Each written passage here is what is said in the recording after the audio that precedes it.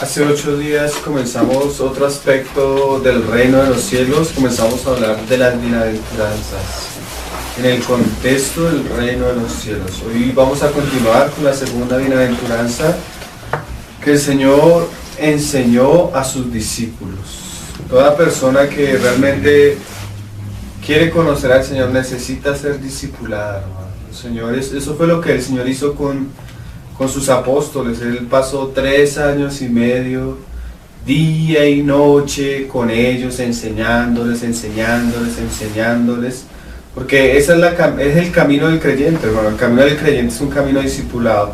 En la medida que nos sentamos a escuchar la palabra del Señor, la palabra del Señor es poderosa, hermano. La palabra del Señor, dice Hebreos, que destapa todas las cosas y no hay nada que se esconda. La palabra del Señor es luz, es vida, es poder. Tiene la capacidad de transformar el corazón de las personas, formarlo, madurarlo, corregirlo, enseñarlo. Entonces siempre estos tiempos son buenos por eso. Es increíble que uno pasa tiempo con los hermanos enseñando algo y después va a escucharlos orar a los hermanos. Y oran es conforme a lo que la palabra ha dicho, hablan conforme a lo que la palabra ha dicho, piensan conforme a la palabra del Señor es poderosísima. Entonces es precioso estos tiempos y bueno, vamos a leer la segunda bienaventuranza y vamos a meditar en ella, que es bastante preciosa. Dice en el versículo 4. Hace 8 días estudiamos la primera, que está en el versículo 3, hoy vamos a estudiar la segunda, que está en el versículo 4, Mateo 5, 4. Bienaventurados los que lloran, porque ellos recibirán consolación. Esta es la segunda bienaventuranza. Bienaventurados los que lloran, porque ellos recibirán consolación. Como dijimos hace 8 días, nosotros debemos encasillar las bienaventuranzas en el contexto que el Señor lo está hablando, ¿sí? En el contexto del reino de los cielos. Hace 8 días hablamos que bienaventurado en la Biblia y en pasajes específicos es la bienaventuranza que el Señor habla, es aquel tiempo gozoso, de paz, de alegría, que el Señor va a permitir que sus siervos vivan cuando Él retorne. Ese va a ser el momento de la alegría. Nosotros como cristianos ahora seguimos al Señor por la fe, ¿sí? Por Él envió su evangelio y nosotros al oír el evangelio y a creer en Él fuimos hechos hijos de Dios. Pero la gran esperanza del creyente es que algún día el mismo Señor que vino, que murió, que resucitó, que envió su Espíritu y envió a predicar a sus siervos, prometió algún día volver. Y ese va a ser el gran día de la alegría para el creyente, la gran fiesta, la gran boda, ¿sí? El momento de plenitud para nosotros como creyentes va a ser el retorno del Señor. Esa es la gran bienaventuranza o esperanza que tienen los creyentes en el Señor, ¿sí? Pero para que una persona sea bienaventurada, tiene que tener ciertas características. Una de las características que vimos hace 8 días fue la pobreza en espíritu. Hoy vamos a ver que una de las características que el Señor muestra de sus hijos, de sus siervos, para aquel día de consuelo y de alegría, porque Lucas dice, bienaventurados los que lloran, porque ellos reirán. O sea, no solo serán consolados, sino aquel día habrá alegría y gozo. Una de las características de los siervos y de las siervas del Señor que van a estar en aquella gran boda va a ser que fueron personas que pasaron por sufrimientos o llorar. La Biblia siempre que habla del llanto no necesariamente es físico, hermano, sino habla de personas que pasaron cierto dolor, cierto sufrimiento por una causa específica. Amén. Entonces vamos a leer varios pasajes que nos hablan de este aspecto.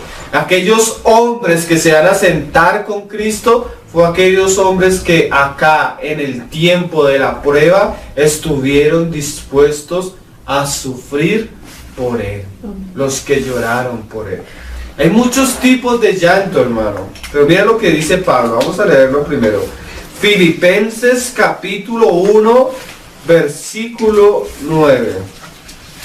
Las personas pueden llorar por las consecuencias que trae su pecado, ¿sí? ¿Ustedes se acuerdan de David cuando pecó con Betsabé y su hijo murió? David lloró, pero no lloró por una causa justa, lloró por su pecado, ¿sí? Hay personas que pasan angustias, sufren, lloran, pasan necesidades con ningún objetivo, pasan por sufrimientos, pero no entienden por qué sufren, pasan por pruebas, pero no saben por qué sufren. Hay personas, hermano, hoy en día que están viviendo unas vidas supremamente difíciles, pero no es por un sufrimiento beneficioso ni por la causa del Señor. Aquí el llanto que el Señor refiere a sus siervos es un llanto relacionado con las cosas del Señor, con el reino del Señor, con el propósito del Señor. Mira lo que decía Pablo a los filipenses en el capítulo 1. 29, verso 29. Porque a vosotros, a los creyentes, a los discípulos, a los hijos del Señor, os es concedido a causa de Cristo. Mire que aquí la causa del sufrimiento no es mis pecados. Dice Pedro, si usted sufre como un ladrón, avergüéncese.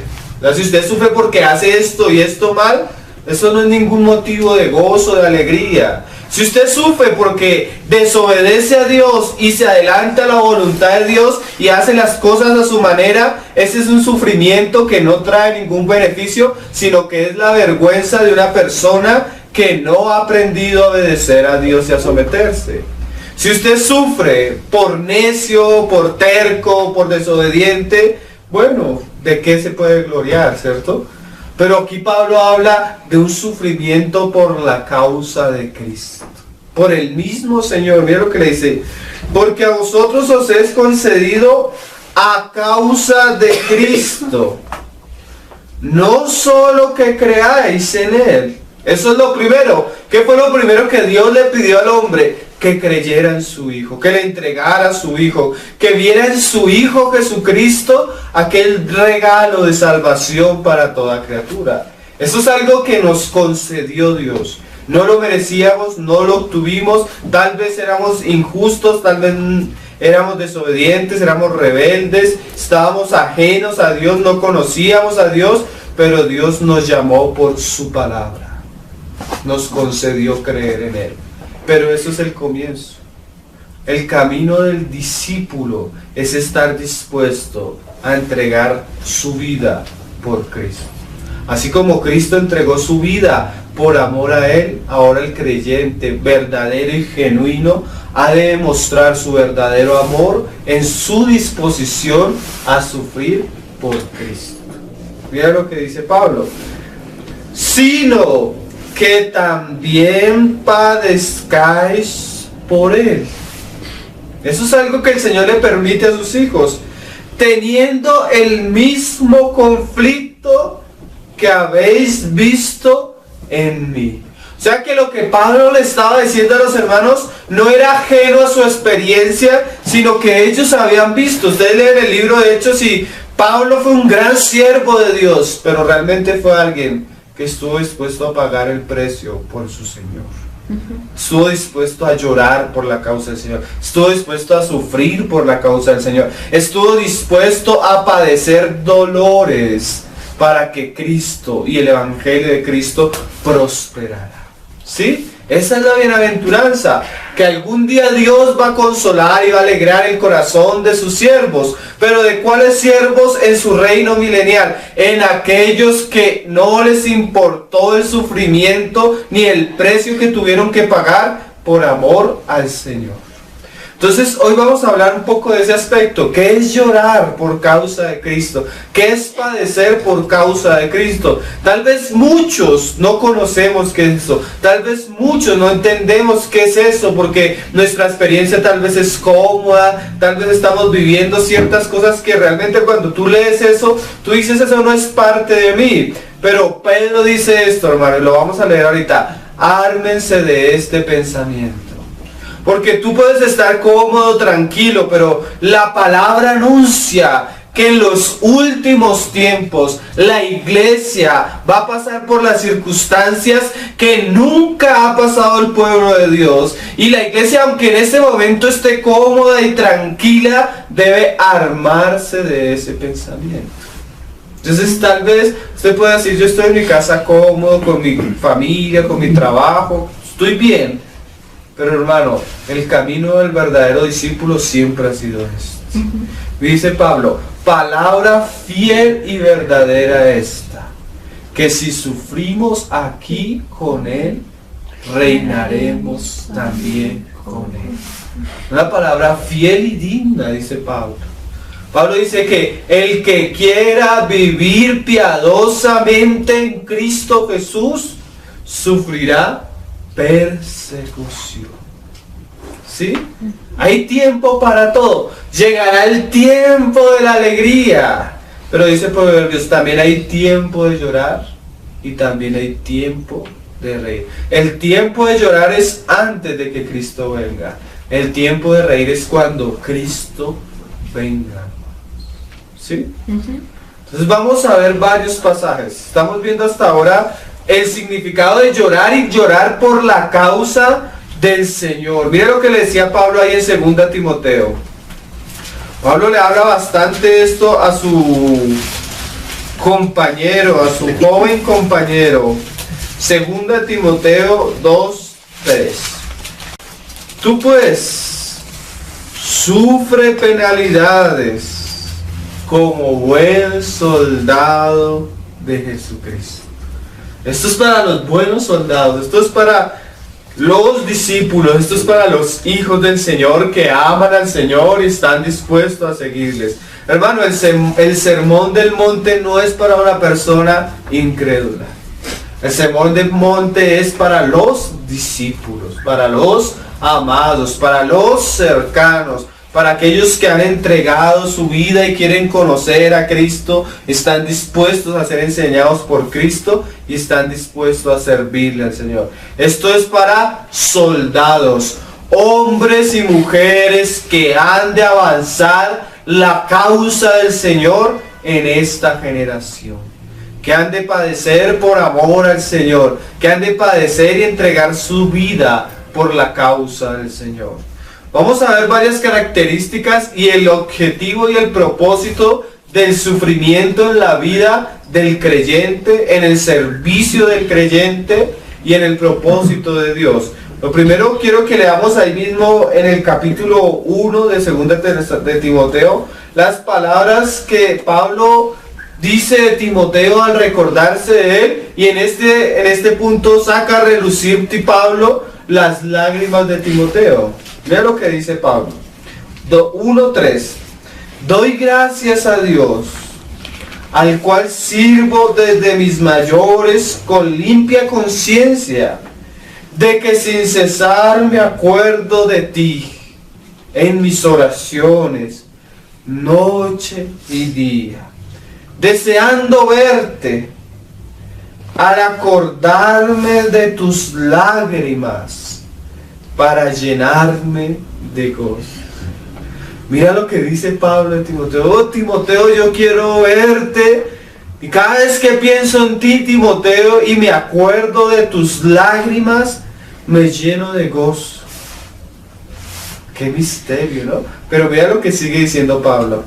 Trayendo a la memoria la fe no fingida que hay en ti.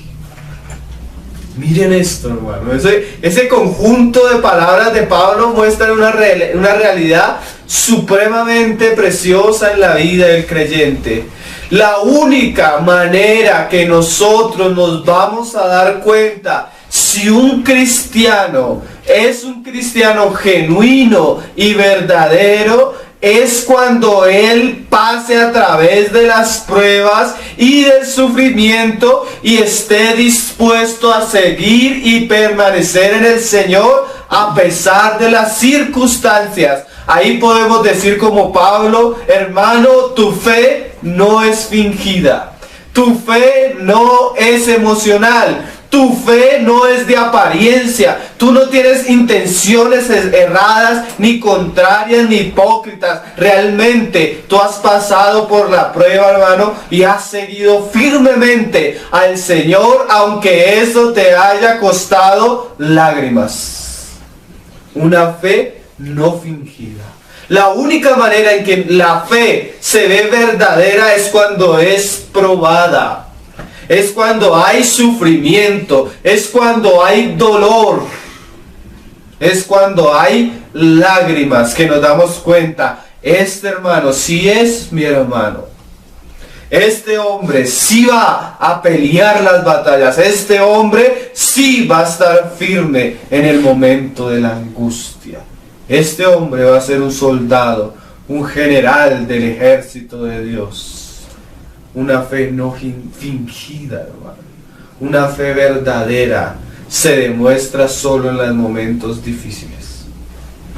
Es muy fácil ir a un lugar, cantar canciones bonitas, oír predicaciones bonitas, estar en medio de algo, de un movimiento donde nos llenamos, nos emocionamos, nos alegramos, pero cuando estamos en la prueba, ahí se demuestra si realmente estamos amando a Dios. Si nuestro corazón es puro, hermano.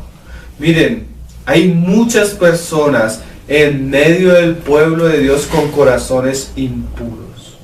Personas que vienen y van a muchos lugares queriendo ser sanas, queriendo ser prosperadas, queriendo tener bendiciones económicas, queriendo tener la compañía de otras personas.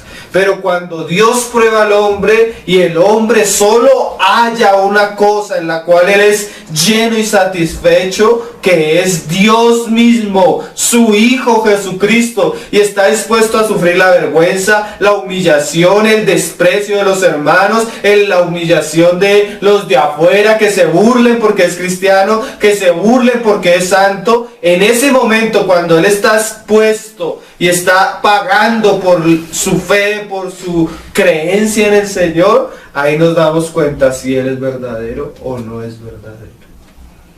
Es ahí, el sufrimiento, las lágrimas demuestran el compromiso genuino de un hombre por Dios.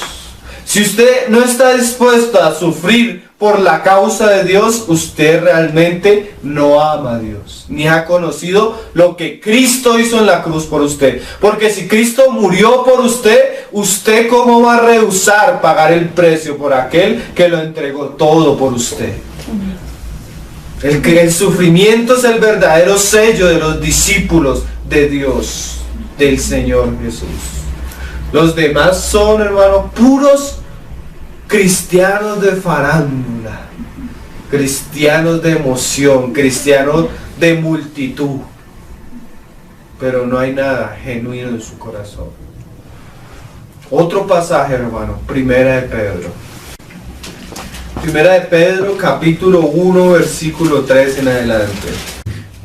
Bendito el Dios y Padre de nuestro Señor Jesucristo, que según su gran misericordia nos hizo renacer para una esperanza viva por la resurrección de Jesucristo de los muertos, para una herencia incorruptible e incontaminada e inmarcesible, reservada en los cielos para vosotros, que sois guardados por el poder de Dios mediante la fe, para alcanzar la salvación que está preparada para ser manifestada en el tiempo postrero, en lo cual, mira esta frase, vosotros os alegráis. De una persona que ha escuchado el Evangelio de Dios, que ha creído en el Hijo de Dios, que tiene esa esperanza que le aguarda, aquella salvación, tiene un gozo. La salvación y el conocer a Cristo trae ¿qué? Una vida nueva, un gozo nuevo, una alegría nueva.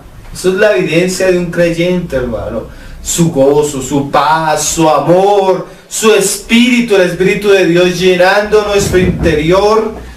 Pero dice Pedro, en lo cual vosotros os alegráis, aunque, ay mira, como dice Eclesiastés, hay tiempo para llorar, hermano, y hay tiempo para ser consolado. Hay tiempo para llorar y hay tiempo para alegrarse. Aunque ahora, por un poco de tiempo, porque esa es la vida del hombre, hermano, poco de tiempo, si es necesario. A veces no hay necesario, hermano, el sufrimiento. A veces sí es necesario. ¿Quién sabe? Dios. ¿Quién sabe?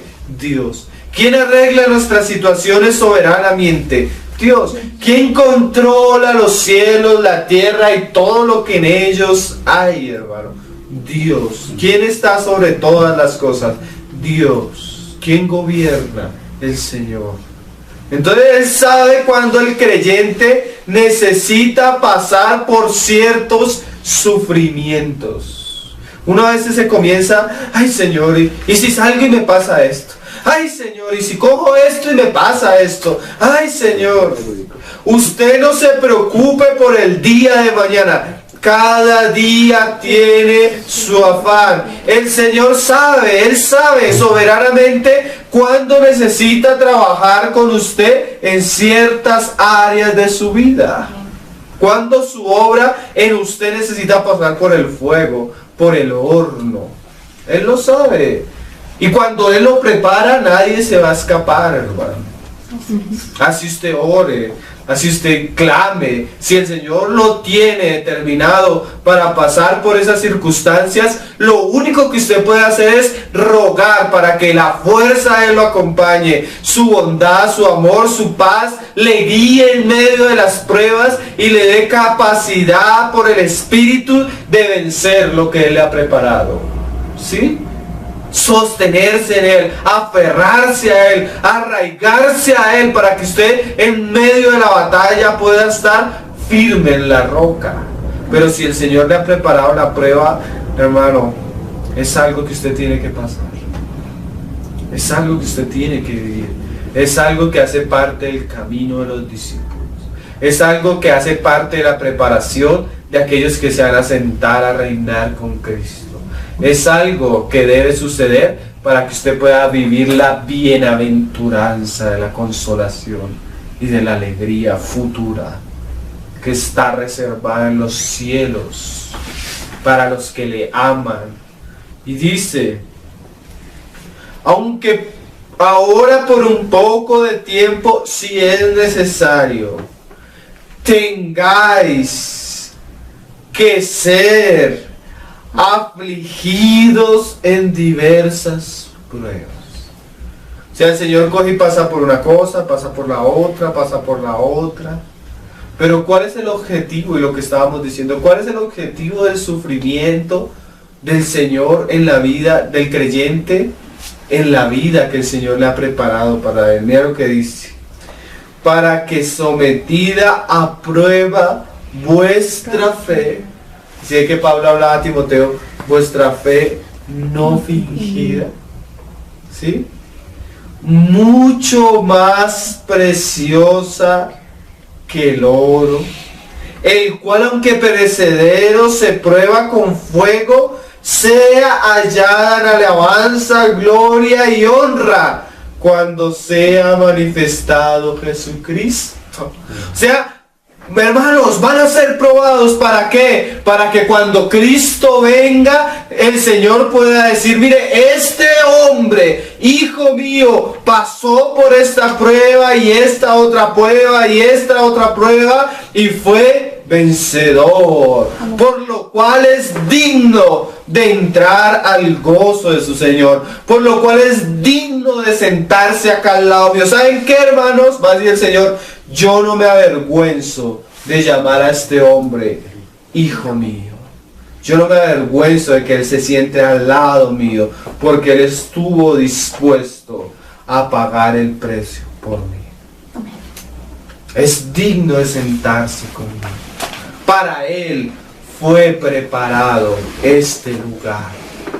Qué cosa maravillosa, hermano. Cuando el Señor venga a ver personas que ni siquiera van a entrar, hermano. El Señor les dijo, por cuanto ustedes me negaron y se avergonzaron de mí, yo a ustedes no los conozco. Salgan de acá, hacedores de maldad. Pero a otro les va a decir, este es digno. Mire, un día le dijo el Señor a sus discípulos, ustedes son los que han permanecido en mis pruebas. Oh, por lo cual yo les asigno un reino. Qué frases, hermano. Qué cosa, qué privilegio, hermano. Vuestra fe sea hallada en alabanza. El sufrimiento, hermano, es aquello que muestra quiénes se han de sentar a reinar con Cristo. El sufrimiento muestra que una persona ama verdaderamente al Señor. El sufrimiento por la causa del Señor es la expresión de un corazón que ama a Cristo. No con palabras, sino con hechos. No con canciones, sino con lágrimas. ¿Sí? Qué diferente, hermano. El cristianismo busca alegría, la gente busca alegrarse y gozarse y estar satisfechos y que todo se les solucione y no pasar por pruebas. Cuando el verdadero creyente, si ha de demostrar una profesión genuina, debe estar dispuesto a pagar el precio por Cristo. Más adelante Pedro lo vuelve a decir, hermanos.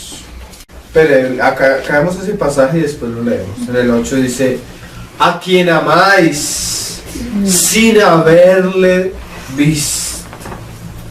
Ay, en quien creyendo, aunque ahora no lo veáis, os alegráis con gozo inefable y glorioso.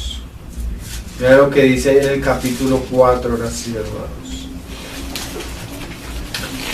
4 versículo 2.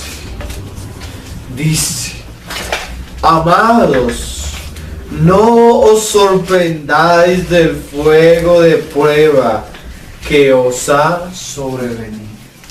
Mire qué palabras del apóstol Pedro. Hermano, no se sorprenda del fuego de prueba que les ha venido. Pedro dirige su carta, como lo dice en el capítulo 1, hermano, a los judíos que habían sido expatriados en la dispersión por el Ponto, Galacia, Capadocia, Asia y Bitinia. Eran hermanos judíos de Jerusalén y de esos lugares que fueron expatriados, dispersados por la prueba, por el sufrimiento.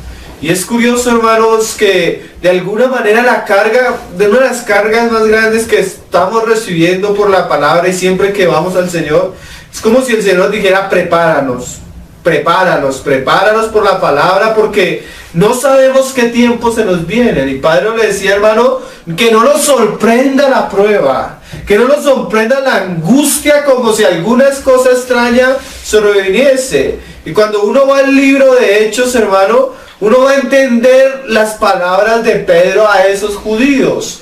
Y de alguna manera prepara nuestro corazón tal vez para lo que el Señor anunció para la última generación, para el último pueblo suyo que habría de vivir los últimos tiempos. Entonces, antes de seguir avanzando, vamos a ver qué vivió la iglesia en Jerusalén, por lo menos, y ver a qué cosas podemos estar preparados a ver con nuestros ojos, hermano. para que el día, pues como les decía ahorita, tal vez usted ahorita está cómodo, hermano, tranquilo, se baña con agua caliente, come bien, come rico, se viste bien, tiene su hogar tranquilo, pero no sabemos en cuál momento el Señor quiera y permita que el fuego comience a calentar. Y para que esa situación no nos sorprenda, debemos estar preparados a ver que la palabra, digamos, por lo menos a estos hermanos, ¿qué les pasó y por qué Pedro les habla de esta manera?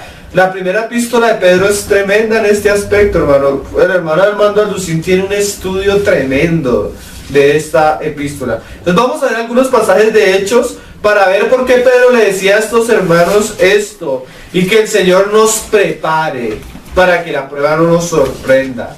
Hechos capítulo 7 y 8 nos muestra la muerte de un joven tremendo de Dios, un hombre lleno del Espíritu, un hombre que amaba al Señor y que estuvo dispuesto a sellar su fe con amor al Señor.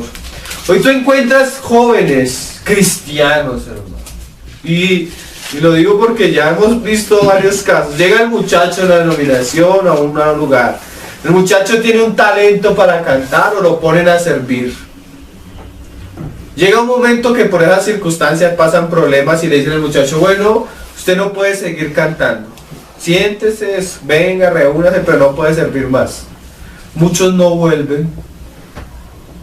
¿Por qué? Porque ya no están en el grupo de alabanza, ya no pueden cantar, ya no pueden servir, los están llevando por el camino de la humillación. Se van, no vuelven. ¿Por qué no vuelve a la iglesia? No, porque el pastor no me dejó volver a cantar. Esos no son cristianos verdaderos. Este joven no era el de la alabanza, era el que servía a las mesas. Y no solo estaba dispuesto a servir a las mesas, estaba dispuesto a morir por Cristo. Este fue el primer mártir de la iglesia, Esteban, hermano. ¿Saben qué significa Esteban? Corona. Solo hombres como este se van a sentar a reinar con Cristo. Mira lo que pasó al final. Lo mataron, ¿sí? En el versículo 8, 56. Vamos a leerlo un poquito antes. Vamos a leerlo desde el 8:51. Este hombre les da un discurso, 7:51, perdón, ahí antecitos. Les da un discurso tremendo al Sanedrín, hermano. Mira lo que dice en el 51. Duros de servicio, incircuncisos de corazón y de oídos, vosotros resistís siempre al Espíritu Santo, como vuestros padres, así también vosotros. Lo primero que vemos acá, hermano, nosotros debemos estar preparados, que aunque prediquemos la verdad, aunque enseñemos las Escrituras, tal vez va a llegar el tiempo que el decir la verdad nos va a costar el odio de las personas, el rechazo de las personas. Las personas no nos van a perseguir por mentirosos, por blasfemos, sino por decir la verdad. ¿Por qué? Porque llegará un momento que el hombre se va a cerrar tanto a Dios y a la obra del Espíritu Santo, que Dios y la palabra y los hombres que lleven la palabra de Dios van a ser perseguidos por esa causa. Va a llegar el momento en que los mismos personas religiosas, aun con apariencia cristiana, con concilios cristianos, concilios ecuménicos, van a ser los instrumentos de Satanás para perseguirnos, hermano. Y no nos sorprenda cuando tú te sientes a hablarle a un cristiano que tú crees que es cristiano y comiences a hablarle la palabra y esa persona se levante contra ti, comience a juzgarte, a señalarte, a criticarte. Porque vienen tiempos, hermano, donde los mismos cristianos, muchos van a tropezar. Muchos van a creer que están sirviendo a Dios y nos van a perseguir, hermano. Es normal, los hermanos comienzan a escribir, hermanos. Escribieron estos días, me escribió una hermana: oye hermano, mira que estoy leyendo la palabra, escuchando prédicas y mira cómo he entendido. Pero cuando voy a hablar a los hermanos de mi congregación, lo que estoy viendo por la palabra, me están criticando, me están juzgando, me están haciendo a un lado, se están volviendo en contra de mí. ¿Sabe qué está haciendo el Señor? Permitiéndole a esa hermana comenzar a padecer un poco por causa de Él y de su palabra. Pero eso va a comenzar a crecer, hermano, y a crecer. Y dice: ¿a cuál de los profetas no persiguieron vuestros padres y mataron los que anunciaron de antemano la venida del justo, de quien vosotros ahora habéis sido entregadores y matadores? Vosotros que recibiste la ley por disposición de ángeles y no las guardasteis. Oyendo estas cosas, se enfurecían en sus corazones y crujían los dientes contra Él. Llegará el momento y la iglesia debe estar preparada para que ella, cuando hable con poder, siendo usada por Dios, en vez de ser recibida, va a ser odiada y rechazada, hermano. La palabra en algún momento va a causar el odio de las personas. La iglesia debe estar preparada para esa situación. Miren, nosotros a veces hablamos para agradar a las demás personas, hermano. Eso es una gran falsedad. Nosotros hablamos en nombre de Dios, como representando a Dios. No importa que no nos reciban, no importa que crean o no crean. Nuestra responsabilidad es dar el testimonio fiel de Dios. Sí, ahorita tal vez se pueden burlar y reír. Llegará el momento que no solo se van a burlar y reír, se van a levantar contra nosotros. Uno pensaría que después de un sermón tan tremendo como el de Esteban, en vez de las personas convertirse, lo iban a apedrear. Y la iglesia debe estar preparada para eso, para que el fuego de la prueba no la sorprenda.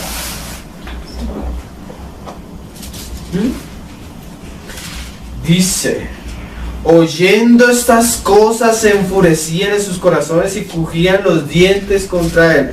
Pero Esteban, lleno del Espíritu Santo, puesto los ojos en el cielo, vio la gloria de Dios y a Jesús que estaba a la diestra de Dios. Siempre que la iglesia va por la persecución, siempre que la iglesia viene en medio de la adversidad, aunque en la tierra se levanten los hombres, vamos a ver los cielos abiertos. Solo que Pedro dice más adelante que el Espíritu de gloria reposa sobre los que están pasando por la prueba.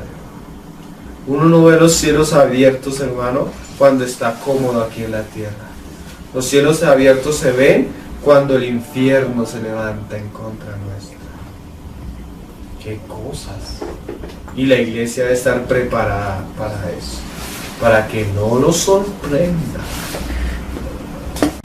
Y dijo: he aquí, veo los cielos abiertos. ¡Qué cosas, hermano! Yo pienso que así como la iglesia, hermano, va a pasar por tiempos difíciles, la iglesia va a ver la gloria de Dios. La iglesia va a ver la gloria de Dios como nunca antes, hermano. El respaldo, los cielos abiertos, hermano, lo vamos a ver, hermano. Y al Hijo del Hombre que está a la diestra de Dios. Pero eso solo va a causar más odio aquí en la tierra. ¿Usted quiere tener revelación? ¿Usted quiere conocer al Señor? Eso le va a traer cada vez más contradicciones, más conflictos, más hostilidad, más discriminación. Y dice, entonces ellos dando grandes voces, mira esa frase, se taparon los oídos y arremetieron a una contra Él. O sea, así como vamos a ver a la gloria del Señor, vamos a ver cómo hombres en su locura van a decir: no queremos oír, no queremos oír. Qué cosa terrible, ¿no, hermano? Y no solo eso, hermano, la iglesia debe estar preparada para que aquellos hombres que el Señor ha levantado vean o disfruten o pasen por la muerte por causa del Señor. Hoy vemos los grandes predicadores en aviones, en carros lujosos, viviendo en grandes ciudades, en los mejores sitios, pero llegará el momento en que la iglesia va a ver cuáles son los verdaderos siervos, porque ellos van a sembrar el evangelio con su propia vida. No es palabras, hermano, no es charlatanería. Hombres dispuestos a ser apedreados por amor al Señor. En estos días, no sé, yo digo, el Señor me está preparando, quién sabe qué cosas vaya a haber.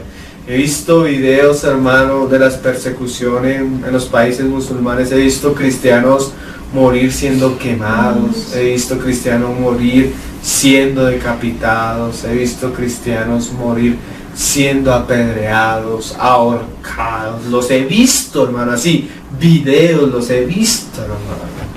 Y yo digo, ¿para qué el Señor me permite ver esas cosas? Ni siquiera las publico algunas en la página, ¿no?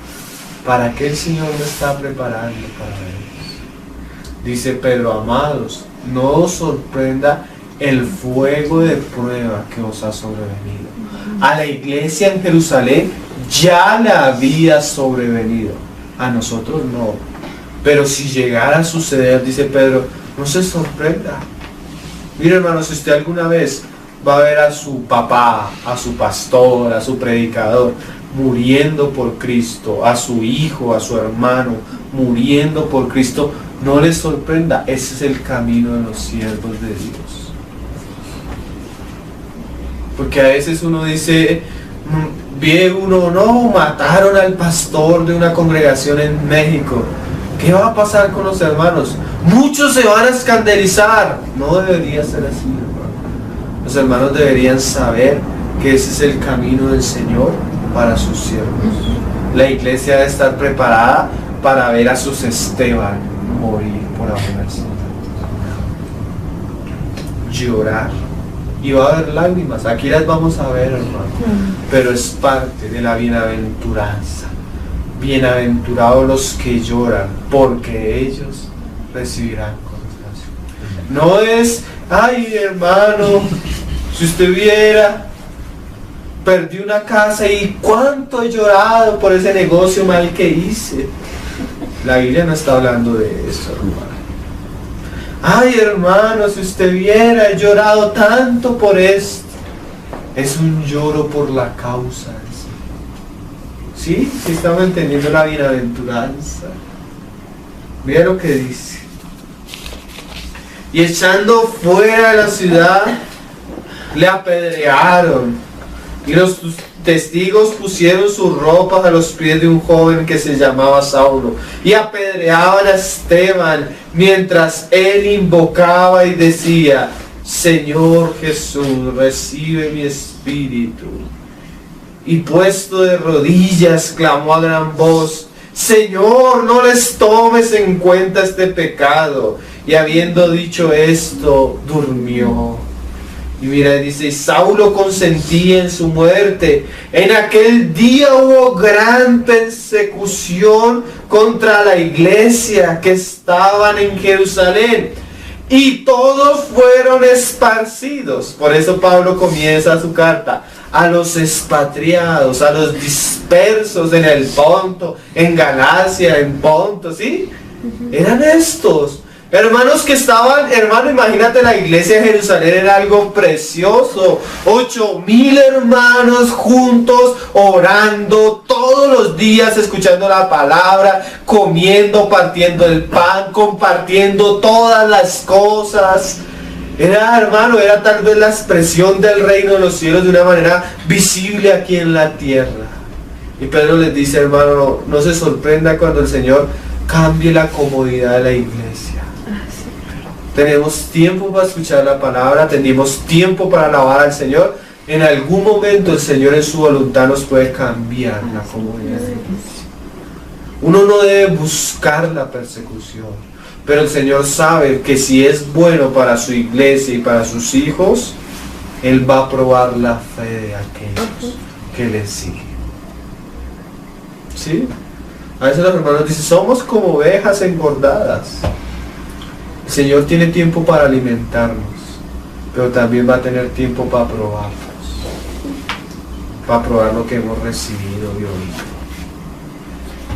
Por eso yo les decía, una de las cargas grandes que hemos recibido del Señor es prepáralos para las cosas que han de venir. La iglesia debe estar preparada para esto. Hoy en día se predica que los cristianos no van a pasar por la gran tribulación. Es una manera de no preparar al pueblo de Dios. Porque mire, si lo pasó en un comienzo y lo ha pasado a través de los tiempos, ¿será que la última generación no lo va a pasar? Yo pienso que a veces parece que no fuera la serie los sábados, porque todas las cosas que estamos hablando se unen de una manera tan curiosa, hermanos. Como si el mismo espíritu nos estuviera llegando de diferentes maneras a lo mismo. Y dice, mira, y aquí vamos a encontrar el llanto. Y hombres piadosos, incluya entre esos hombres, no se dice acá, porque el Señor a veces no es amarillista, hermano. Si la noticia la hubiera puesto El Espectador, esos periódicos, imagínate el amarillismo. Pero el Señor dice hombres piadosos. Entre esos hombres piadosos podemos incluir la familia de Esteban, los padres de Esteban, no sé, la prometida de Esteban. ¿Sí? Personas que amaban a Esteban, hermano. Nosotros debemos estar preparados hasta para eso. Dice, hombres piadosos llevaron a enterrar a Esteban e hicieron gran llanto sobre él. Qué cosa, ¿no? Bienaventurados los que lloran. Miren, hermano, ¿tú te imaginas? Esteban tenía un futuro como predicador, como siervo de Dios, hermano. Era el hermano, yo pienso que ese iba a ser el Pablo de la iglesia primitiva. Y el Señor se lo lleva. No nos debe sorprender cosas como esas. Porque el Señor se lleva a Esteban, pero levanta a Saulo de Tarso.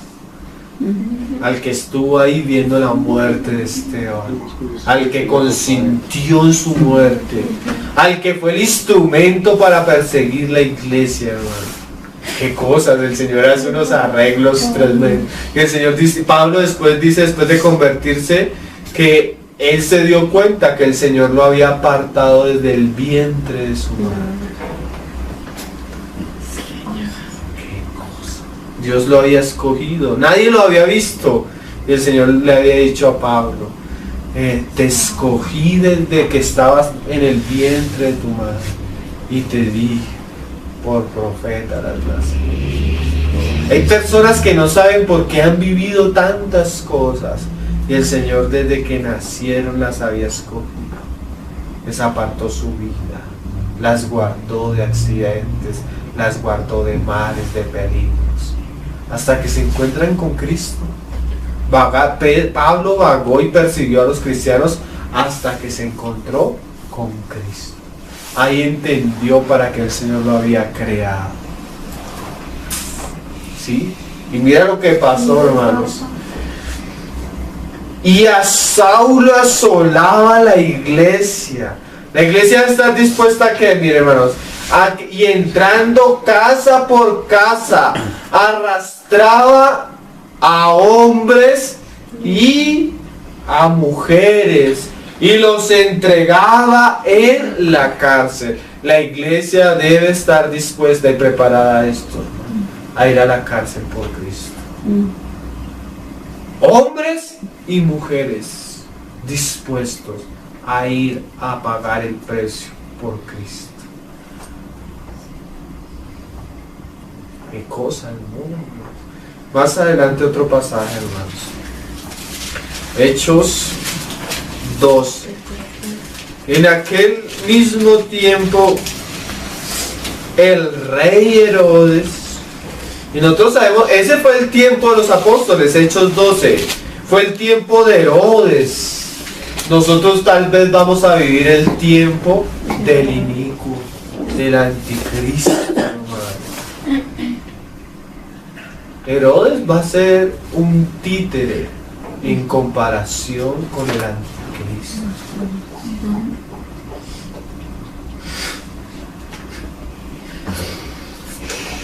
En aquel mismo tiempo el rey Herodes echó mano a algunos de la iglesia para maltratarles y mató a espada a Jacob.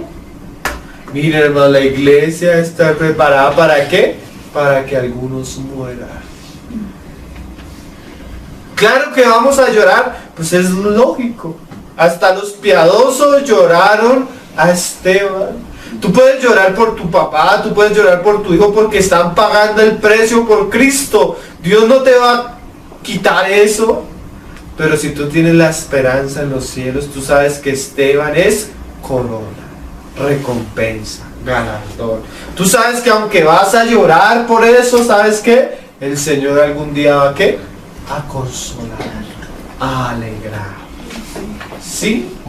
Y dice: y mató a espada a Jacob, hermano de Juan, y vio que esto había agradado a los judíos. Va a llegar el momento, y ha pasado, hermano. ¿Ustedes saben qué era el Coliseo romano? ¿Y cómo mataban a los cristianos? Con leones, haciéndolos antorchas de fuego. Y la gente se divertía con eso. Va a llegar un momento, posiblemente ha pasado, que la muerte de los cristianos se vuelva un espectáculo. La Biblia habla de 2 hombres que van a morir en Jerusalén a la vista de todos los hombres. Va a ser un show internacional. Se van a alegrar. Y van a mandarse regalos. Los 2 testigos, o sea, los matamos. Se van a alegrar, hermano. La locura en la que va a entrar la humanidad es terrible, hermano. Es terrible. Pero acuérdense, bienaventurados. ¿Sí? El Señor no dice desdichados, tristes, pobres. El Señor dice bienaventurados los que lloran. Amén. Porque ellos serán consolados. Miren, hermanos, yo me paro al frente a veces de mi casa y veo a esos muchachos. Dróguense todo el día. Y uno los ve a todas riéndose. Salgo a la esquina y otros los veo emborrachándose. Viernes, sábado, y los veo riéndose. Pero ¿saben qué, hermano? Esa risa y esa alegría es pasajera. Amén. Porque después se va a volver en vergüenza, en confusión y en tormento eterno. En cambio, el sufrimiento del creyente es como dolores de parto, pero después que da luz, se olvida de Dios. Nosotros vamos a sufrir, pero nos espera el reino glorioso del Mesías prometido. Amén. El gobierno de 1000 años. Esa es la esperanza. Entonces la tribulación se vuelve ¿qué? Por un leve momento. ¿Sí? Y acuérdense que estamos estudiando no las maldiciones, sino las bienaventuranzas. Que ya los veo como muy tristes con lo que estamos diciendo. Preocupados. Como preocupados. No se me preocupe, hermano. Bienaventurados los que lloran, porque ellos serán consolados. Pero tampoco les sorprenda. Amén. ¿Sí? Que deben enjuagar las lágrimas. Sí, ahorita lo vamos a ver. Amén. Y dice: y viendo que esto había agradado a los judíos, procedió a prender también a Pedro. Eran entonces los días de los panes sin levadura, y habiéndole tomado preso lo puso en la cárcel. Miren, hermanos, así como el Señor va a permitir que Santiago, Jacobo muera, también el Señor va a librar a uno de la muerte. Sí. Y los va a conservar. Sí. Él hace como Él quiere. A uno le dice bienaventurados los que mueren porque sus obras continúan. Pero también dice bienaventurados, o el que perseverare hasta el fin será salvo. Van a haber cristianos que van a sembrar la semilla con su sangre. Van a haber cristianos que van a ver cómo el Señor los libra de la muerte y los lleva al desierto donde Él tiene un lugar preparado para guardar. Amén. Pero en los dos casos hay lloro. Sí. Porque Pedro no... Miren hermanos, otra cosa, la iglesia debe estar preparada para orar por los Pedros que están en la cárcel. Más adelante vemos a eso. Y dice en el 5, así que Pedro estaba custodiado en la cárcel, pero la iglesia hacía sin cesar oración a Dios por él. Nosotros no entendemos esto, pero hay en muchos, Irán, Irak, Pakistán, donde cada rato llegan noticias, hermanos, oremos por el pastor no sé cuál, que está siendo juzgado en secreto en Irán. Sí. Oremos por la esposa de tal hermano y los hijos, porque el pastor fue asesinado en la casa. A mí cada rato me llegan el correo con eso. Orar por aquellos que están pagando el precio, por el nombre del Señor. Amén. Volvamos ahora sí a Primera de Pedro. Capítulo 4. Solo leímos la primera parte, pero quisimos ver el contexto a quienes Pedro les estaba hablando. Primera de Pedro 4:12. Mira lo que dice. Amados, no os sorprendáis del fuego de prueba que os ha sobrevenido, como si alguna cosa extraña os aconteciese. O sea, el dolor, las lágrimas no deben ser extrañas para la iglesia. Es más, mira lo que dice en el capítulo 4, verso 1. Puesto que Cristo ha padecido por nosotros en la carne. Mire, dice Hebreos describiendo, dice que Cristo los días de su carne con ruego y muchas lágrimas, clamando, ¿sí? Ese fue el camino del Señor. El Señor no fue a la cruz en un colchón de plumas, ni fue a la gloria en un carro celestial. ¿Qué llevó a nuestro Señor Jesús a la gloria? La muerte, la cruz, el sacrificio, sus lágrimas. ¿Sí? Entonces no es sorprendernos que a nosotros como hijos del Señor nos permita vivir lo mismo. Para no vivir, pero mira esta frase, vosotros también armados del mismo pensamiento. O sea que el pensar de esta manera es que una arma, nos estamos preparando para la guerra. ¿Cómo? Siendo conscientes de que como cristianos tal vez vamos a llegar momentos donde vamos a sembrar el evangelio con lágrimas, con nuestra vida, con nuestro dolor, con nuestro sufrimiento, por la causa del Señor. Mire, otra vez volvamos a 4:12. Cuando a los hermanos no se les prepara para sufrir como Cristo sufrió, se les está desarmando y se les está mandando a la guerra sin ningún instrumento para defenderse. Uno no sabe, hermanos, la palabra del Señor causa un efecto en los creyentes, positivo o negativo. O sea, ¿qué es eso?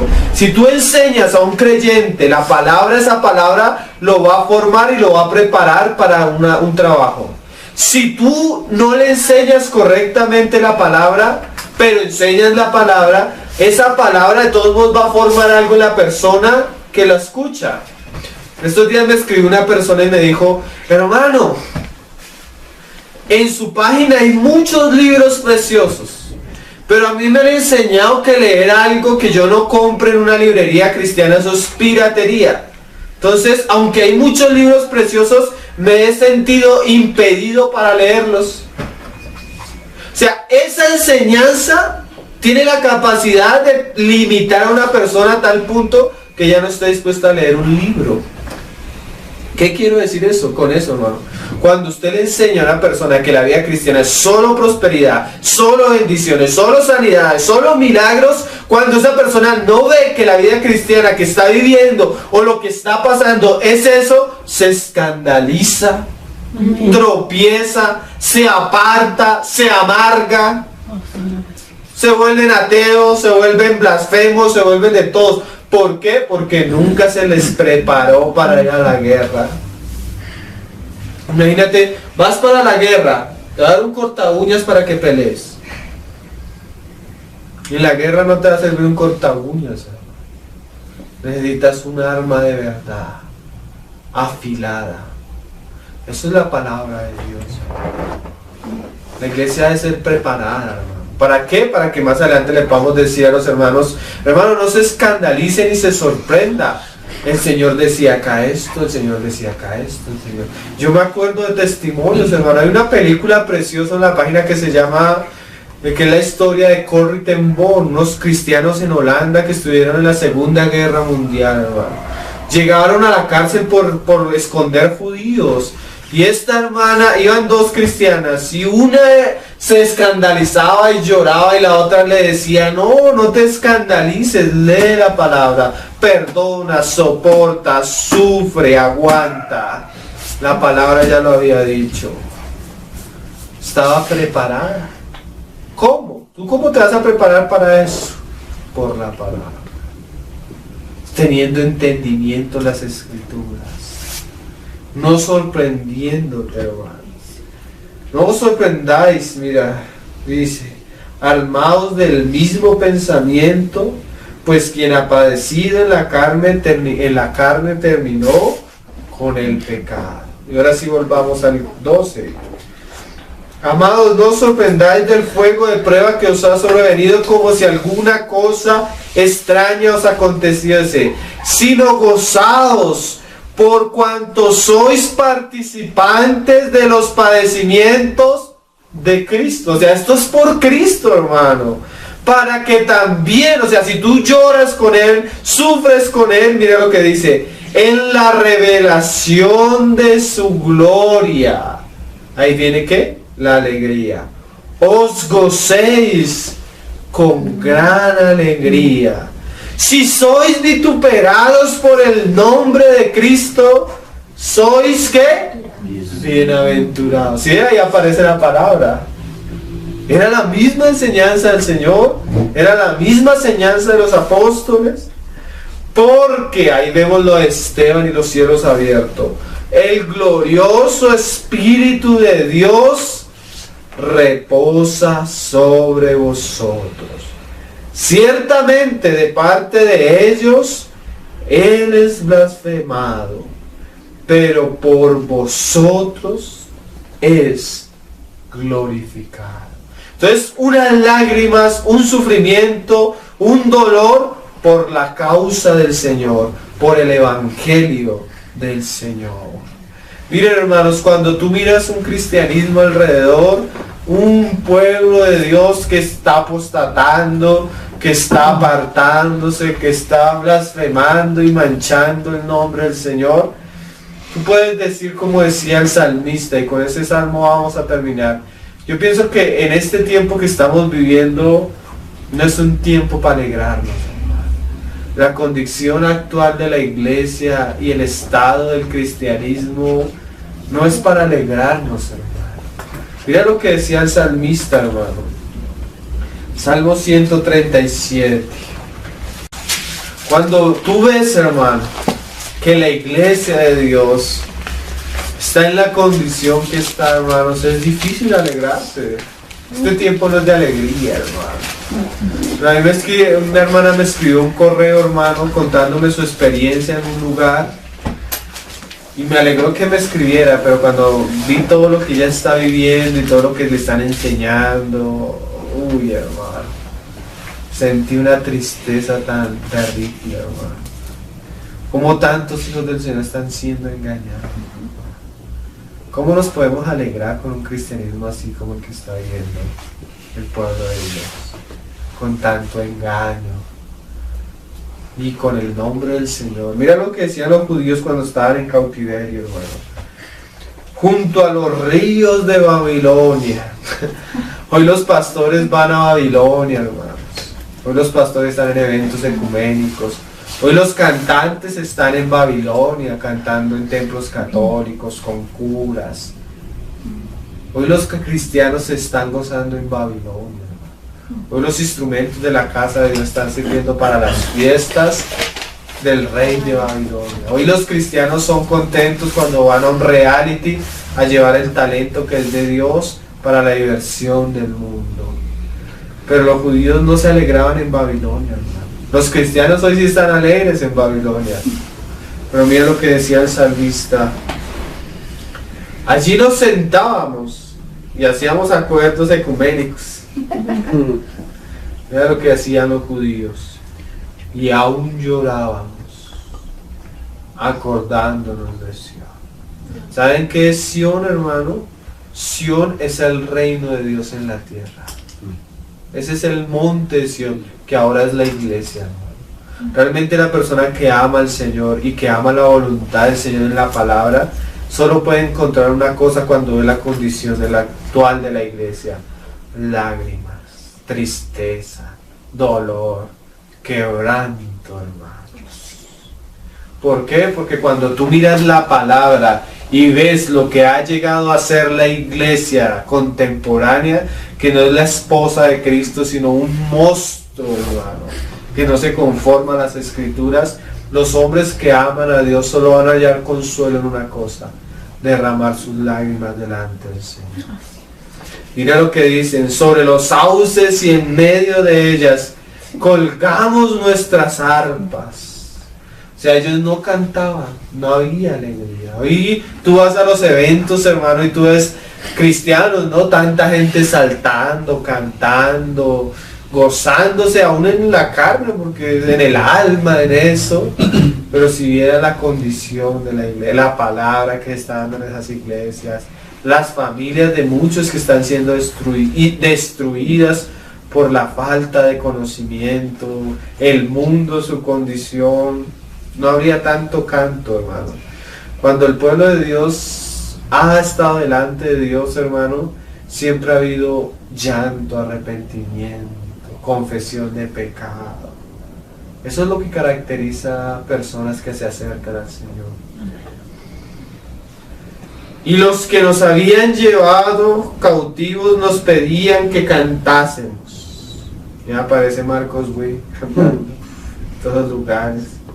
Y los que nos habían desolado nos pedían alegría diciendo: cántanos algunos de los cantos de Sión.